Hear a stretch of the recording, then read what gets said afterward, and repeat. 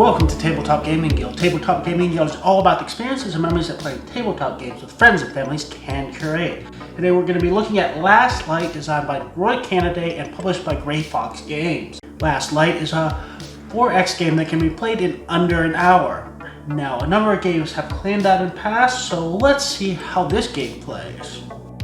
Last Light is set up on a rotating board with all sorts of components, including planets that look like lollipops, player starting stations and extractors, asteroids that are impassable, various exploration tokens, and every player starts with a variable player power and gets to choose a starting goal.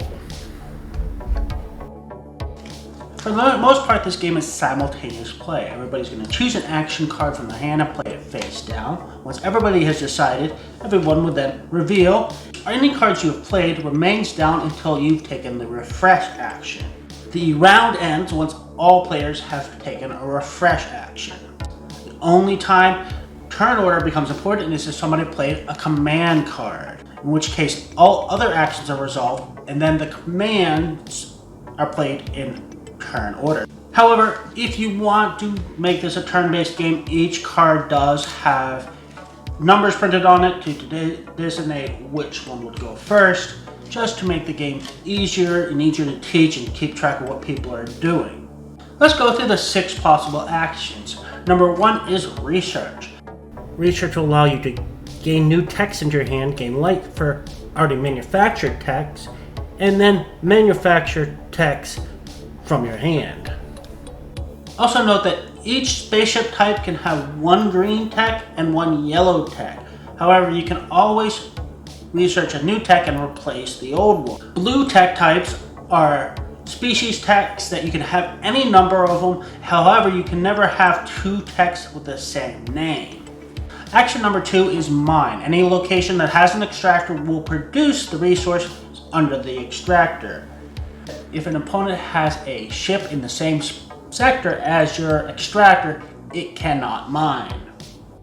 Construction allows you to build as many ships as you can afford and gives you a free extractor to help you produce more resources. I'll explain the effects of the graveyard in a minute, but you'll want to bear in mind that when you build, you can also build your ships that are in opponents' graveyards. Trade allows you to exchange goods with the supply. However, after you've finished your trade action, you have to choose one other player to gain 1 white resource. Action number 5 is refresh. Refresh allows you to pick up every other card you've played so far except for the refresh card.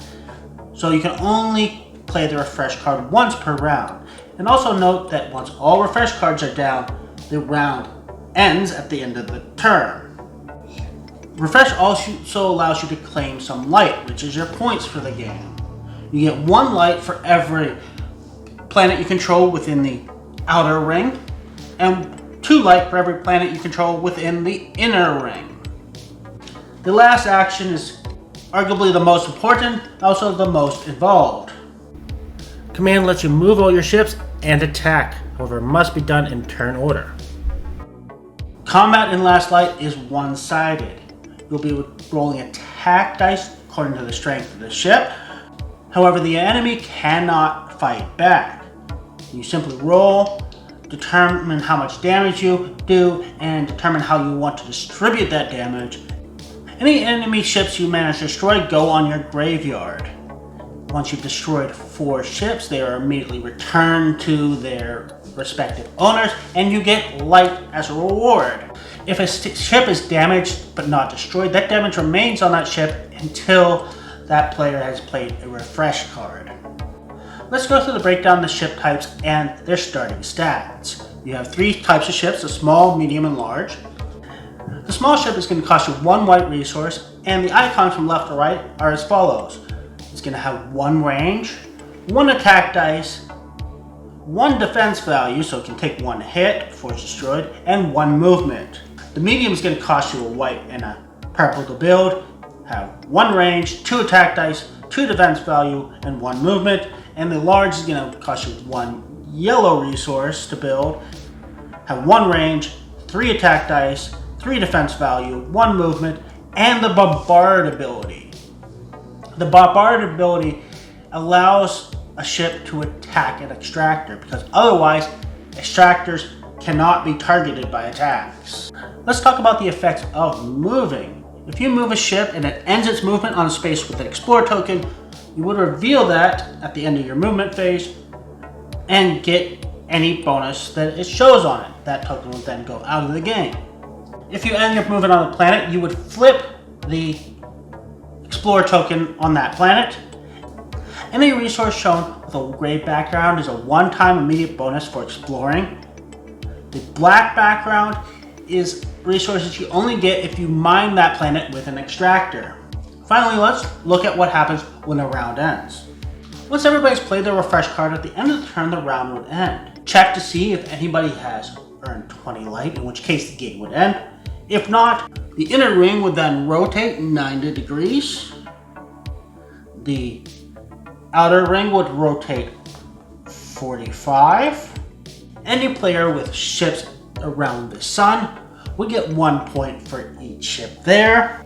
The first player token would transfer clockwise, and everyone would pick up all of their cards.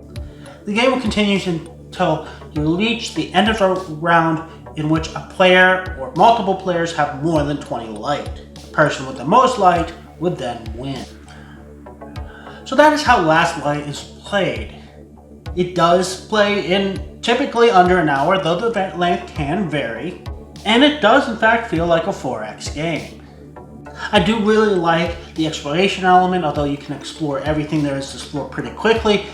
The game is pretty much over at that point anyway. Expansion is definitely a viable strategy, as you can get lots of points by controlling areas or deny your opponent's points by being in their space. No matter what strategy you're using, you're probably going to need to do some exploitation. And extermination is just straight fun. And if you exterminate enough, you're going to have a strong fleet dominance that gives you lots of points for controlling areas. A couple weak points is the alien powers I felt were not particularly strong. There was definitely situations where I played the game and the alien power didn't come into effect even a single time.